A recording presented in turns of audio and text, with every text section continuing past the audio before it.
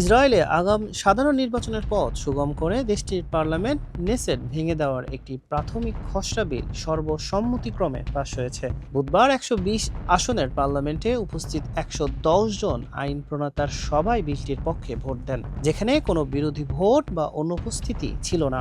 কট্টরপন্থী ইহুদিদের জন্য বাধ্যতামূলক সামরিক সেবা ছাড় সংক্রান্ত একটি আইন পাশ করতে ব্যর্থ হওয়ায় প্রধানমন্ত্রী বেঞ্জামিন নেতানিয়াহুর জোট সরকারের শরিক দলগুলোর এই বিলটি উত্থাপন করে।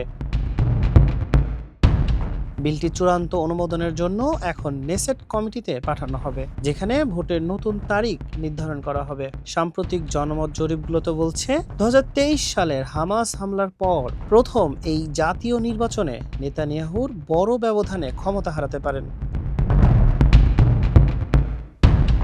মানব কণ্ঠ ডেস্ক।